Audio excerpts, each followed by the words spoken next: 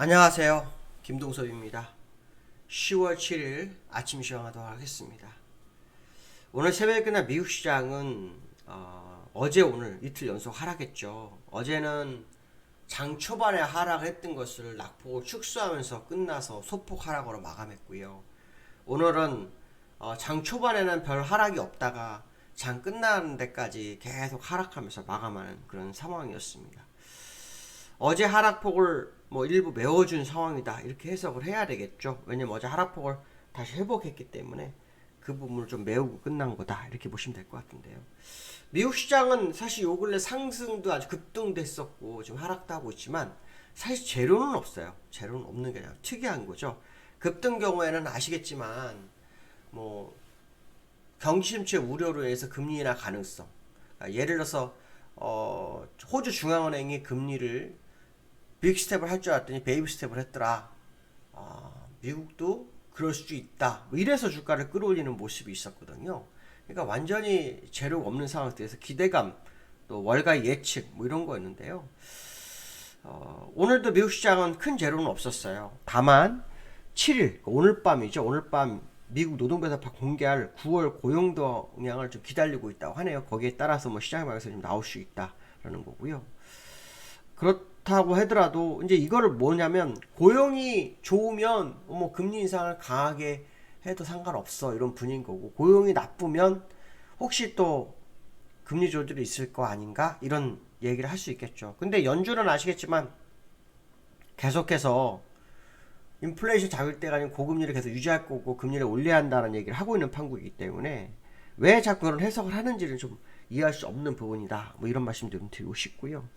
오늘 미국 시장이 하락한 이유 중에 하나가 그 월가의 공포지수가 이유 없이 30을 돌파했어요. 30을 돌파하면서 변동성 가능성이 높아지는데요. 30.52로 마감했습니다. 그것이 미국 시장을 좀 압박한 거 아니냐 이런 쪽으로 해석을 할 수 있고요. 그 다음에 그 골드만삭스에서 비관 전망이 하나 나왔어요. 주식 전략 책임자인 데이비드 코스틴이 이제 연착륙일 경우에 경착륙일 경우에 이 두 가지라는데, 연착륙일 경우에는 S&P 기준으로 3150까지도 밀릴 수 있다 이런 제시를 하죠. 그래서 비관론이 시장에 좀 나오기 시작하는 그런 상황이다 이렇게 보시면 될 것 같고요.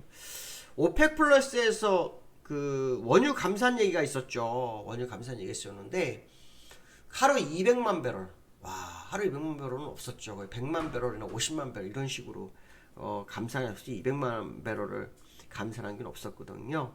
근데 그때 200만 원 감산을 한다 그러면서 유가가 3일 연속 급등을 했고 배럴당 88불까지 올라서는 상황이 연출됐죠. 바이든 정부는 이래서 그 비축유를 방출한다고 하죠. 약 1000만 배럴 정도 비축유를 방출한다고 합니다. 근데 1000만 배럴을 비축유를 방출해도 시장을 방어를 못하는 거죠. 왜냐하면 비축유는 한계가 있거든요.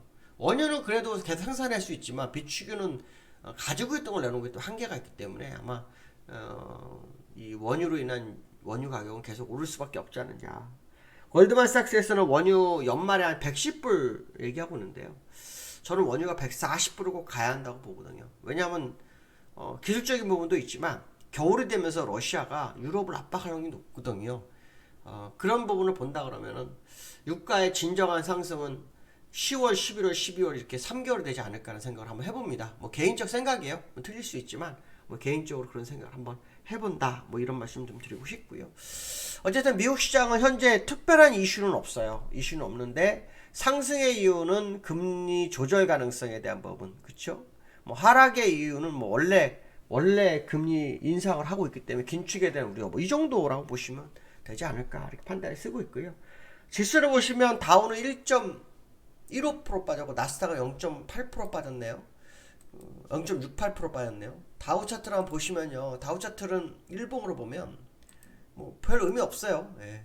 어저께 양봉, 어제 그 양봉을 살짝 메워주면서 끝나는 정도 이렇게 모습을 보셔야 되겠죠. 그래서 오늘 밤 고용 동향에 따라서 시장이 움직일 거다 안 했다는데 제가 볼 때는 그래 봐야 연준의 생각이 바뀌냐 이게 중요하죠. 연준의 생각은 안 바뀝니다. 연준은 항상 보면 결정은 한 방향으로 가서 가는 경향이 있기 때문에 바뀌기 쉽지 않을 거다. 이런 생각 한번 해볼 필요성이 있고요. 그 다음에 나스닥인데요. 나스닥 같은 경우에도 그 이틀 동안 메워준 거를 좀 메우려고 하죠. 장중한 때는 0.7% 상승까지 갔었습니다. 갔었다가 이제 밀어내는 그런 상황이었죠. 그래서 미국 시장도 소강 상태의 국면인데요. 연준이 제시했던 6월 저점은 글쎄요. 제가 볼 때 계속 지킬지는 한번 지켜볼 필요성이 있겠다. 뭐 이런 얘기 해드려야 되지 않을까 말씀드리고 싶고요. 어쨌든 미국 시장도 상당히 중요한 기로에 접어든 것은 사실일 거고요. 아마도 유가 오름이 상당한 의미를 좀 부여할 수 있지 않을까. 이 유가가 오르게 되면 아시겠지만 인플레이션 영향을 받죠. 지난 소비자 물가지수 때는 유가가 하락해서 8.2가 내렸는데 근원 CPI는 올라갔단 말이에요. 아마 이번 달도 유가가 하락이 됐었던 부분이 있기 때문에 이번 달도 소폭 하락할 수는 있어요. 이제 근원 CPI를 봐야 되겠죠. 문제는 뭐냐면 지금처럼 유가가 또 오르게 되면 11월 달에는 또 대폭으로 소비자 물가에서 오를 수 있기 때문에 시장의 부담감이 굉장히 커질 수 있다는 것만큼은 거의 정확하지 않겠느냐. 뭐 이런 생각을 해봐야 될 것 같고요. 유가를 한번 보겠습니다. 유가 차트를 한번 보시면 유가가 좀 계속 오르고 있거든요. 유가 계속 오르고 있는데 서부텍스 중진율로 보시면 오늘도 올랐죠. 그래서 88불까지 올랐는데요.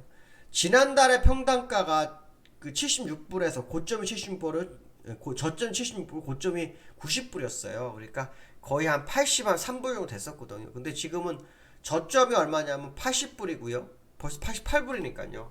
지난번 저점 평균가가 83불보다도 한 1불 이상 올라와 버린 거죠. 그래서 아무래도 추가로 더 올라갈 확률이 굉장히 높아지고 있어요. 더 올라가게 되면서 90불대 진입하게 되면 소비자 물가에서는 다시 8.5 이상 갈 확률이 굉장히 높아지고 있다는 것만큼은 우리가 잊지 말아야 되겠다 말씀드리고 싶고요. 두 번째로는 원달러가 5일간 37원을 하락했어요. 와, 어저께는 원달러가 장중한 때 1,400원을 이탈하는 모습도 보였거든요. 1,400원도 이탈하는 모습도 보였었는데 종가상으로는 1,403원인가 2원에 끝났죠. 1,402원에 끝나. 여기 와서는 1,408원에 끝났어요. 근데 여기서 제가 말씀드리고 싶은 건 뭐냐면 5일 동안 37원 하락을 했는데 여기에 지금 그 누군가의 관여가 있지 않을까, 정부의 관여가 있지 않을까 이런 생각을 해봅니다. 왜냐하면 한 달 새, 지난달 한 달 동안에 197억 불을 썼다고 하더라고요. 원달러를 누르는데 쓰는데 197억 불. 그래서 지금 외환보유가 4,364불 4억 불, 4,364억 불 정도 있거든요. 그래서 지난번 191억 불을 썼기 때문에 줄었어요. 근데 IMF에서 우리나라의 적정 그 외환보유는 6,400억 불 정도 제시하고 있죠. 우리나라 학계에서는 8,400억 불도 나오고 있거든요. 그래서 지금 시장에서 뭐 레포하고 뭐 연기금에 달러를 국채를 이용해야 한다, 뭐 별 얘기가 다 나오고 있는데요. 제가 볼 때는 이거 방어 맞는지에 대한 의문점이 있습니다. 그냥 내비둬야 되는 게 아닌가. 물론 이렇게 되면 수출의 문제가 여러 가지 있기 때문에 일시적으로라도 방어가 되지 않겠냐 이런 생각하겠지만 이러다가 이 달러만 소진하는 상황이 연출될 수 있기 때문에 좀 주의가 필요하다. 뭐 이런 말씀 드리고 싶고요. 오늘 다시 주가가 오르는지 원달러의 흐름을 한번 확인할 필요성이 있겠다. 뭐 이런 말씀 드리고 싶고요. 그 다음에 삼성전자가 외국인이 3일째 순매수를 하네요. 외국인이 삼성전자를. 삼성전자가 굉장히 강합니다. 외국인이 많이 올랐죠. 지금 올랐죠 벌써. 삼성전자가 뭐 저점이 51,800원이었어요. 그래서 56,000원대까지 올랐는데 얼마 전에 이종 그 부회장이 뭐 5만원을 벗어나라 뭐 이런 얘기도 했었다고 하는데 그 주주의 어떤 뭐 부분을 어떻게 해소해 줄 수 있는 방법은 배당밖에 없어요. 액면분할이라든가 뭐 액면분할 더 이상 할 수 없죠. 100원이니까. 무상증자라든가 이것도 굉장히 어렵죠. 무상증자 하려면 뭐 얼마나 하겠어요. 100%로 할 수는 없잖아요. 그렇죠? 65억 이건 말이 안 되거든요. 결국 배당 쪽으로 가능성이 높은데 주주 환원을 제고할 수 있는 방법이 그 배당인데 그게 얼마나 시장에 반영을 할 수 있는지. 만약에 ARM이 인수가 확실히 됐다면 주가가 좀 다를 수 있죠. 더 올라갈 수 있었는데 그게 또 안 되죠. 단독으로 인수는 또 안 된다고 하죠. 왜냐면 애플이나 이런 데가 다 껴있기 때문에 어렵다라는 거죠. 그래서 현재 상황으로 보면 삼성전자가 외국인이 3일 매수했지만 이 외국인이 예전에 한번 들어왔던 그 진짜 외국인이 아니라 가짜 외국인일 수도 있겠다라는 생각 한번 해보실 필요성이 있습니다. 그래서 삼성전자의 흐름을 좀 더 지켜보는 전략이 필요한 하루가 돼야 되지 않을까 뭐 이런 말씀 드리고 싶습니다. 오늘 여기까지 하겠습니다. 감사합니다.